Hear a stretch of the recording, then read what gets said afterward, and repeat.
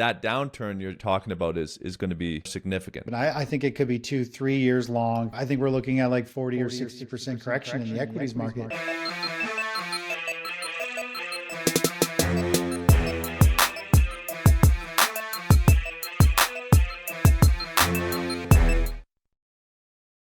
Today on the pod, we have someone I've been very much looking forward to chatting with for quite some time, Chris Vermeulen, the Chief Market Strategist at the Technical Traders, and a guy who's made many, many great calls well in advance of some pretty major market moves. So Chris, welcome to the pod. Hey, thanks for having me, Aaron. Pleasure. So today, I really want to get into what you're seeing in the precious metals market, particularly for silver and gold. And I also want to touch on the S&P briefly, as I think it gives us some pretty good clues as to the overall market direction. But first, I always like to do this. I want to get some personal background and some career background on yourself. You've been in the market for decades. Give us some background on your career, what you focus on, and what made you want to focus on the technical side of things. All right. So yeah, high level, I had a stock market challenge in high school, got hooked on it. Our class had to try and beat other classrooms across our province and here in Canada. And we made like 180,000 or something like that in a semester with play money. Yeah. But that was my eye opener. I'm like, and back then it was like in the newspaper, it was like a million tickers. You just kind of pick one. We didn't know anything, obviously, but I was like, well, that's what I want to do. I don't have to go anywhere. I don't have to talk to anybody. I'm an introvert. So back then I was like, this is perfect. I buy a newspaper, I pick some stocks, and I make some money. So that kind of got my teeth wet there. And it was only like a couple months later, my dad got this booklet from Larry Williams about futures trading. I read this little thing like a dozen times.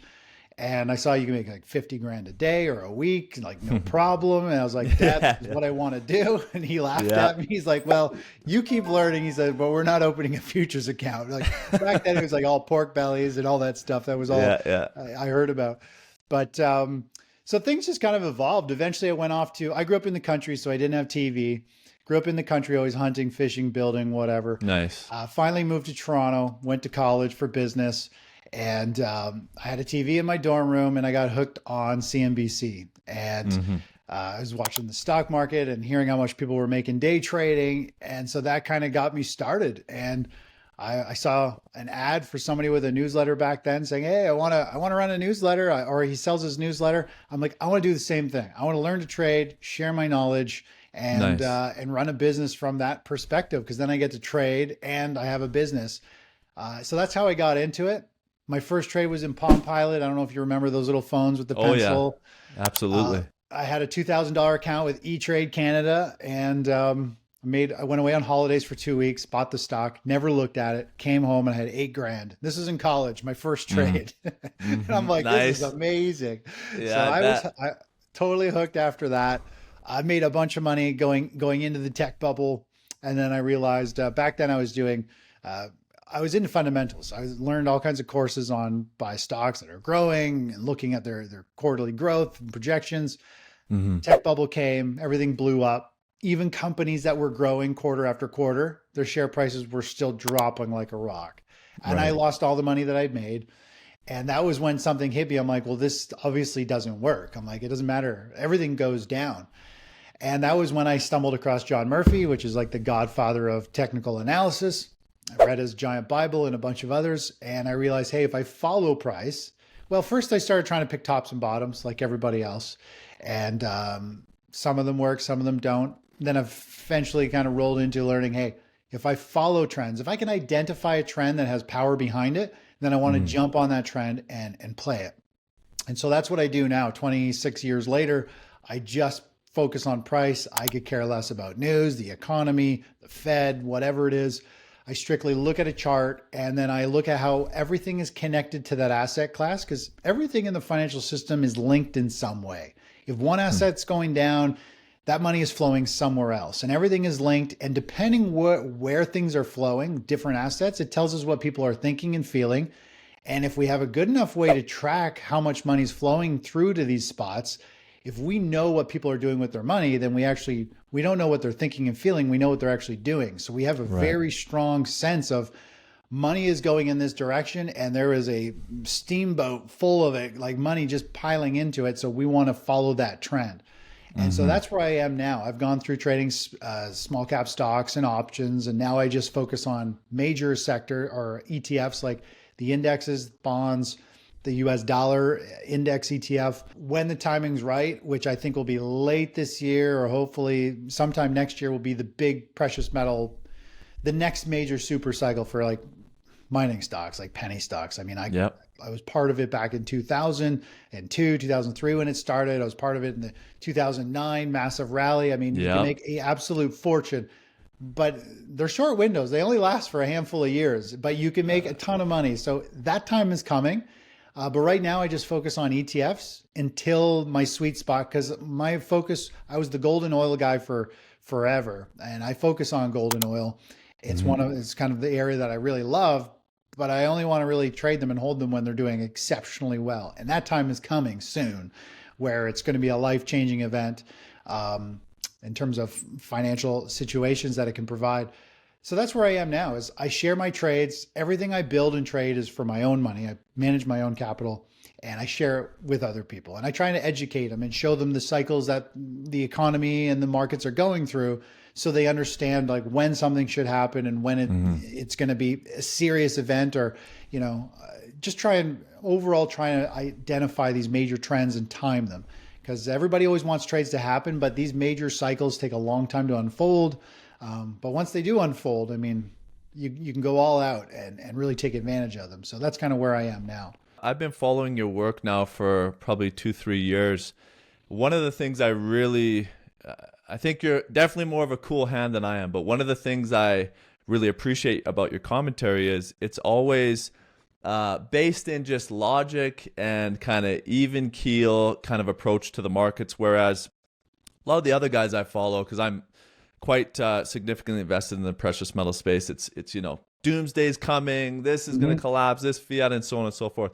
So I like your approach. I think it's a calm voice in a pretty noisy field, and I really appreciate that. What do you think is the most important trait or characteristic of a good trader? You have to have discipline. Without discipline, everything falls apart. As soon as stress kicks in or news or a movement, everything just falls apart. If you can't get out of a trade that's going against you and just bite the bullet and say, this is where I said I was going to get out.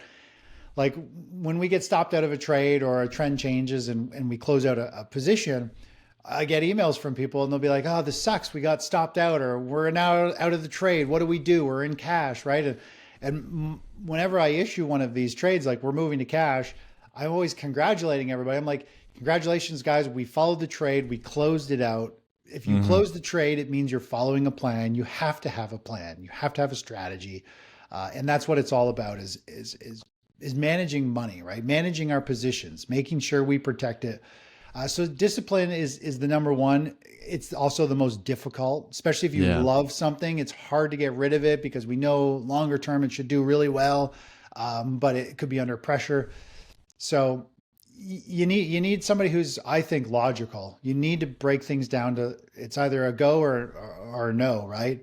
And you need to manage those positions and follow the strategy. And a lot of people get stuck with, a lot of people trade way too much money. So when they get into a position, their emotions just spike. They watch it and refresh their charts all day and they know their accounts, right? If they're doing that, you probably have too much money beyond your risk, your comfort zone. Tone it way back. Do 20 trades where you don't stress because you only make a couple grand or lose a couple grand on a trade. Don't do something where your account's swinging 50 grand every day, right? Once you nail a bunch of these little ones, you'll be like, okay, I'm going to step it up a notch and build it in so you get comfortable with that volatility. But it's discipline is key. So I have, and I think a lot of our audience is like this. So we have our speculations. I'm pretty comfortable with where I'm at in those positions. They're high risk, high reward scenarios. But the longer term stuff is what I'm starting to get a little bit nervous about. So I'm not a technical analyst by any stretch. I'm far too emotional. However, I find myself, for my larger portfolio that's more longer term based, I find myself today looking at technical analysis more, some of the commentary in the space, yours as well. I can't help but feel that the S&P is looking a bit frothy here.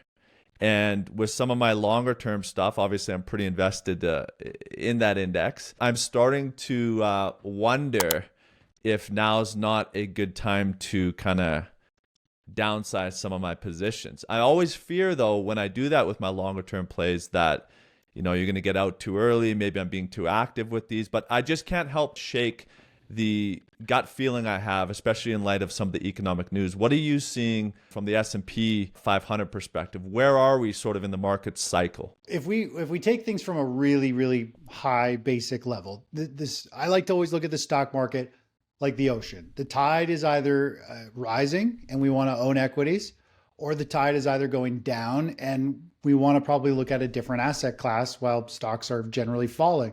I mean, 2022 was the year stocks went down, and there was the year the US dollar index, the UUP ETF, super low volatility play, rallied 18%, which is one of the plays.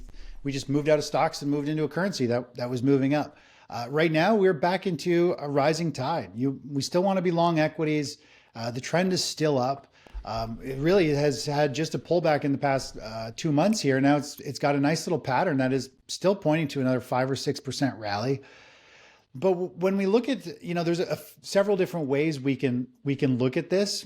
And the key thing here is a lot of people don't understand is there's major cycles. I believe we're in a topping phase. Putting money to work right now is like maximum financial risk. I think we're at the top of a financial cycle, economic cycle. And really, we want to make sure we either protect our capital as the market corrects or profit from it. And then we want to be able to redeploy that capital at a cycle low. And I believe we are kind of in this stage 3 topping phase of the market. It's kind of one of the last phases before we go into a stage 4, which stage 4 is a financial reset of some sort. The tech bubble, 2000 tech bubble, financial crisis, 2008. It's just a big bear market. And so this is kind of understanding where we are. This is kind of where we are in a nutshell. And small cap stocks topped out in 2021. They're usually the first to break down. The Russell 2000 actually has a very similar chart pattern to this right here. The Russell 2000 is very close to also breaking down, which will be another leg down for a lot of small cap stocks. And when we look at the big macro picture, this is the unemployment rate, 24-month moving average on unemployment rate. It has now moved above the 24 average, which is these red lines. And every time this happens, we see some type of financial reset, a stage 4 decline in the financial system. We don't know really what causes it or what it is ahead of time, but after it's done, we'll throw a label on it. But these things are happening. And we're starting to see, like right now, in terms of people tracking savings and accounts, from COVID, people had a ton of money. They saved it. People are now in debt. They've burned through their savings. There's record credit card defaults now. People can't pay their credit cards. They're out of money. This is kind of the start of a big cycle. And all of this cycle coming together is going to cleanse the stock market. It's going to go down. It's probably going to pull precious metals down a little bit. But the precious metals are going to rise from the ashes and have one of the best plays, I think. More so, I would think next year. I think this is going to take some time to work itself out.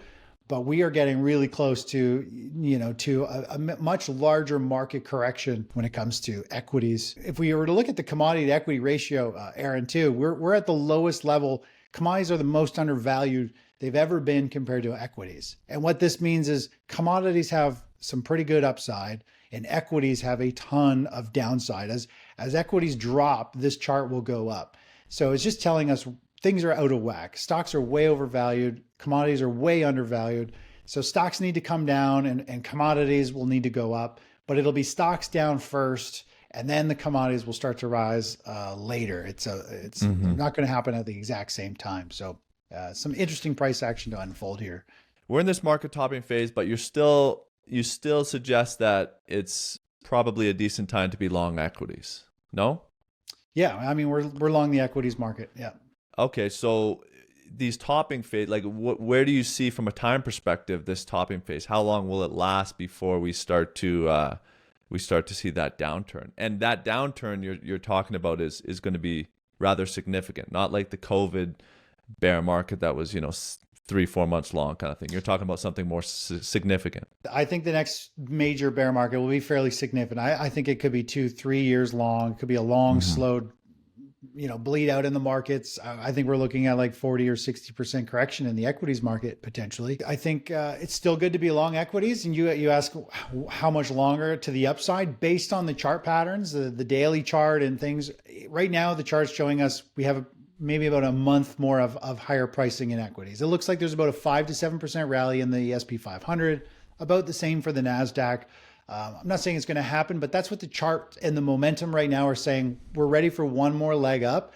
And if we were to look at seasonality charts for the SP 500, the stock market typically tops out between the 1st of June and the end of July. That's usually where the market kind of stalls out.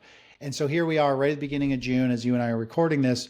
And we've got about a month push higher based on the daily chart pattern, which will bring us right to the beginning of July, right in the middle of where the markets generally top out before they start to sell off into October. So not a whole lot more up percentage wise or up time, but it's still an opportunity. And 5-7% rally is in the indexes is a lot in small cap stocks. They could definitely scream higher for the next month or so.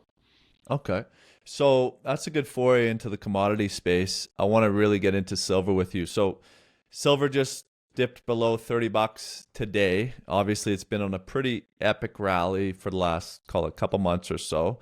A lot of market commentators are saying, this is the breakout, all precious metal investors have been waiting for, blah, blah, blah. But it seems to me that silver's, maybe range bound for the next little while. I wanted to get your take on that. Where are some of the key support levels for silver? And what do you see the price doing over the next 3 months? I'll pull the chart up here. I'll show you kind of what I see here. So this is the daily chart of silver, and more or less it's had a series of 100% measured moves. More or less, it has reached a move, and right now it's consolidating. It's taking a pause, a bull flag pattern. The stock market does not like to go straight up. Anything that goes straight up, like a GameStop, if it goes straight up, it's coming straight back down. It's a news-driven, emotional herd mentality type of trade. But when something rallies and then has a pause and then rallies and has a pause and then rallies, when something stair steps its way up, it pushes up and then cleanses the market, takes a breather. And so silver is doing that. So is gold miners, silver miners. So right now it's taking a breather. It's pulling back. It has a little bit of fear washing through the market right now. As of you and I kind of just talking about this, it's breaking this low from about 4 or 5 days ago, and it's kind of flushing and running people who are very sensitive to price. Their stops are getting hit. They're bailing out. Seasonality wise, we typically see gold and silver top out about the last week of May, and they both topped out. And we're actually probably going to see gold and silver, as you just mentioned, probably go range bound to September. Naturally, they trade sideways and lower into September, and then they rally high going into the end of the year. So the fact that they've had this beautiful measured move, I'll just zoom out to a weekly chart so we can get a bigger picture here of silver. If we were to look at this overall pattern, there's no doubt silver has broken these highs. It has pierced through them. It is falling back into this range, but we do have a series of higher lows. We also have a series of higher highs, and depending on how we want to look at it, we got higher highs, going way back in time. So it is in an uptrend. It's definitely had a strong move. I think we could see it consolidate and potentially fade down into this kind of little bit of a top here, right? It could fade down, find some support, and maybe go into the summer doldrums. And then I think build a bull flag, a technical standpoint, that's a halfway point, and then rally to the upside, which should bring us to $34, $36, I think very easily this year. I still think gold and silver are going to move up. I think 36 is kind of the upward side for silver for the next leg. The question is, when is it going to go? I think it's going to happen in the next couple of months, easily, I think. So that's kind of my look on silver. And if we were to zoom out a little bit further here and look at the big picture of where silver is, it's definitely been putting in this giant rounding formation. And, if we draw a line across this chart, I know it's getting a little noisy, but this is kind of a giant base. This is a huge base. And so it might chop through here and work itself to try to break through it and then start that next run up. I think we're going to see probably like $80 silver in due time. I don't think it's going to happen this year, but I do think we're going to see it when the precious metal space kicks into high gear. Silver is going to go ballistic. It's going to have one of these, I think, rocket ship type of moves, but we're just not seeing the commitment in the space yet. Gold miners, silver miners are completely lagging. They're not part of this rally. They have moved up, yes, but nothing like they should be if this was the start of the real precious metals rally. And I think that time is coming. Probably next year is my guess. But that's kind of where I see silver. As you just said, I think we're going to see it. It's got to eat through a lot of volume through here. So it's going to consolidate and maybe poke up to this high, which is around 36, or maybe poke up here around 37, 38. These are going to be a major resistance zone for it going forward. Gotcha. So you could see the miners doing well next year, even in despite of the fact that, you know, the overall equity markets may be in a bear market? Well, they'll sell off with the bear market, but when what we've seen in the past is we've seen gold, silver, and miners put in a bottom 2 to 3 months before the stock market. So they're going to naturally get pulled down. When the tide goes down, it pretty much pulls all stocks down. So they'll be under some pressure then. Eventually, when they start to rally in the stock market, you know, say the stock market falls like 40%, miners and things will have got pulled down with them to some regard.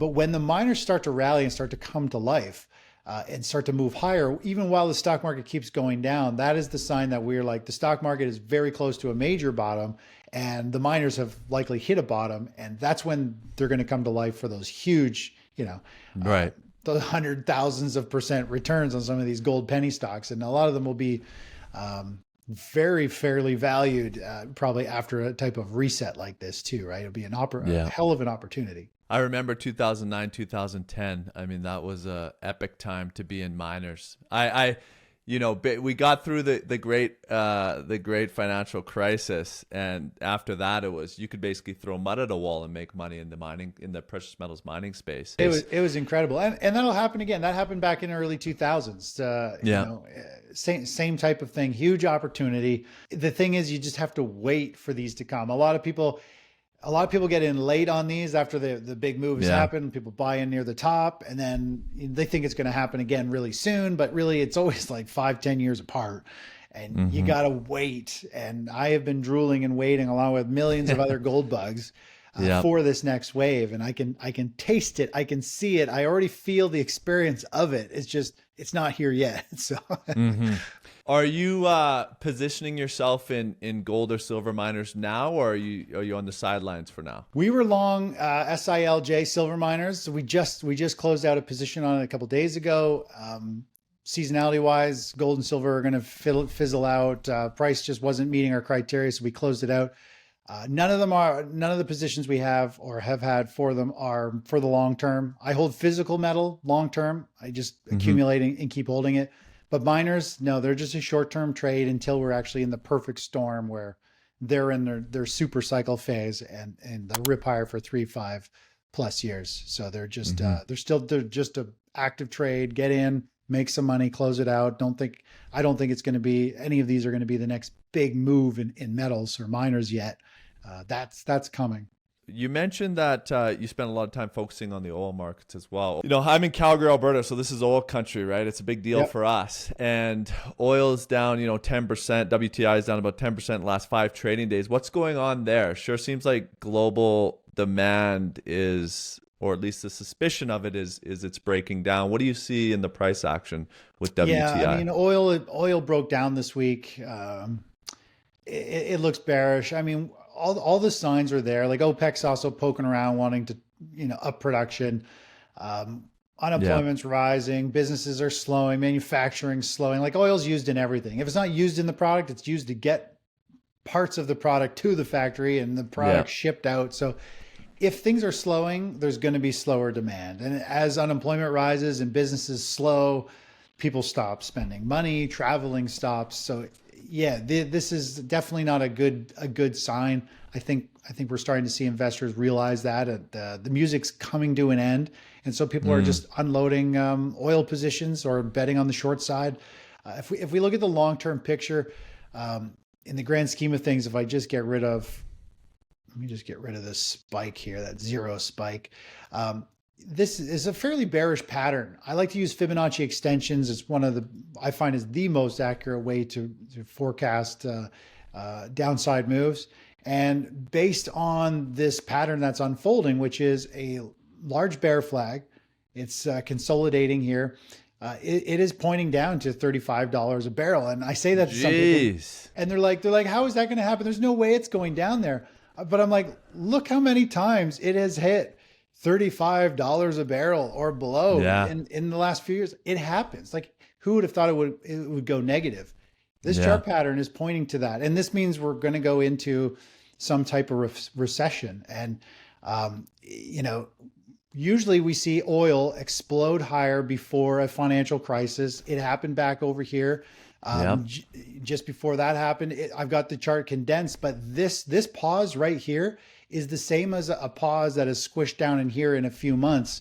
And then it broke down for the full on collapse. So we have a very similar setup. In fact, if we look at what different assets do during different cycles of the market, the blue cycle here is the stock market. The yellow is the economic cycle. Typically near the stock market top, we see precious metals do good, or do well. That's what gold's doing, hitting new all-time highs. Energy does well. We already saw the huge oil spike. Now energy stocks are performing and they're at near all-time highs. So yes, we have both of those. Industrial capital goods, most people never think or look at this. This is people upgrading their factory assembly lines, facilities, spending millions because they just had the COVID bubble. They're optimistic. They think their business is booming and they're preparing for continued growth. And industrial companies have got record earnings because all these people think they have a strong business, but it was really the COVID bubble and they don't realize it.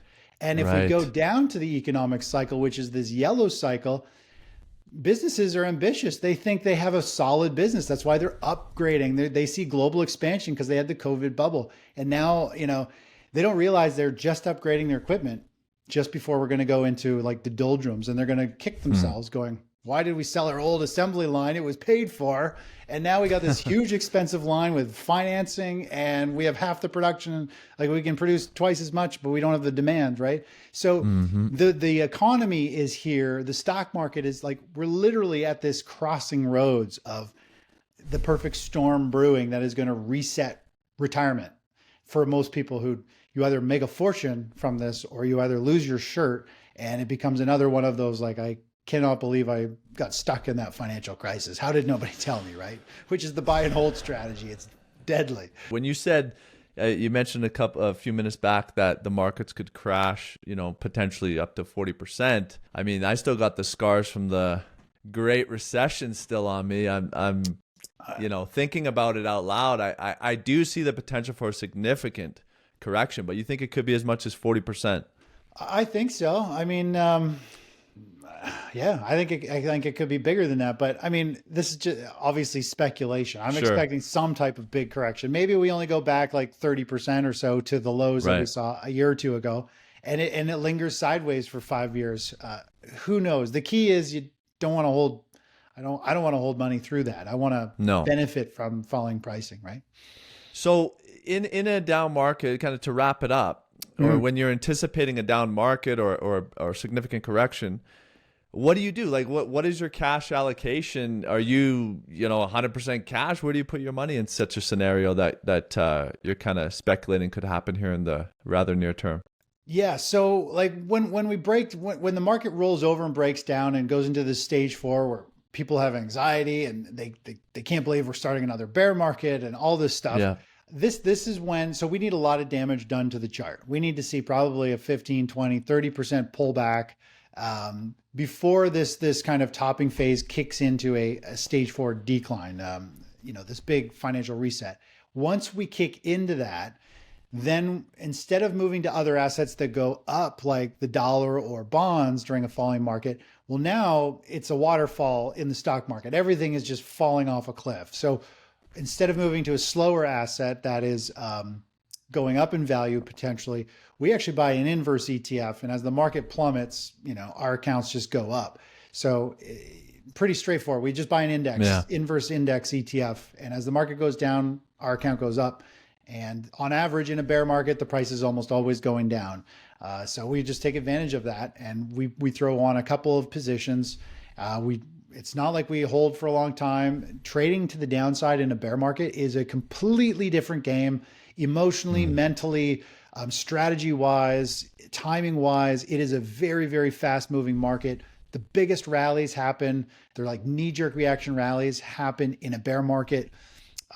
So it's a very different game. And a lot of people don't realize you need to change your strategies as you work way through these stages. So a stage 1 and stage 2 and stage 3, they all require a different strategy. But people just do the same old thing, and they look for breakouts and buying stuff, realizing it's not going to work in a stage 4 or in other market conditions. You have to rotate it. And so our strategy that I use, it evolves. As we change stages, everything starts to change on how we manage and our targets and our stops and what we trade. So that is the key part. But people don't realize you need to identify the stage and then apply a strategy for it. Instead, people chase strategies that are doing really well. They hear about it, so they jump on and they do it. But just as they jump on and do it, the markets change a bit and that strategy fails for them.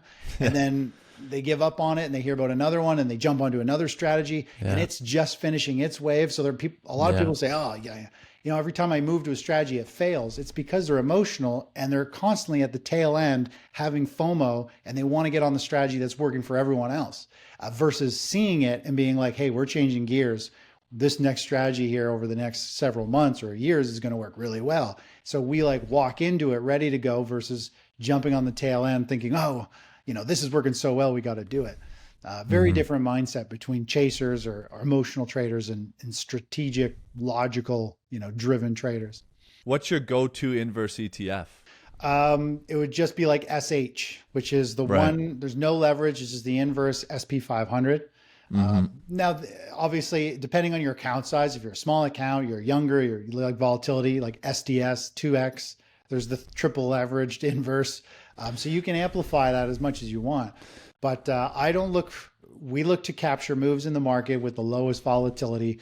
I'm generally focusing on protecting large amounts of capital. So I don't want it to jump all over the place. I just want to consistently pull money out of the market quarter after quarter without sweating and panicking.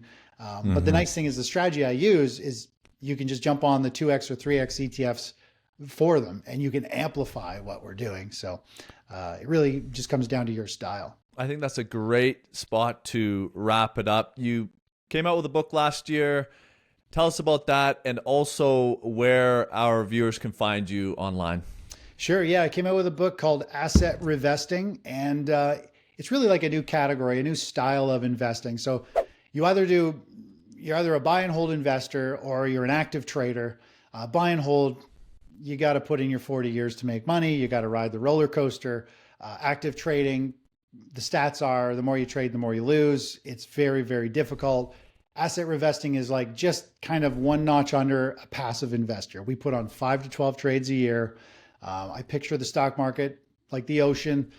We're like a surfer floating out there waiting for a set of waves to roll through. And we literally sit in cash waiting for an asset to roll through that has power that fits our criteria. And we hop on that wave, we ride it, which is a single ETF, whatever, could be the index, could be bonds or a currency.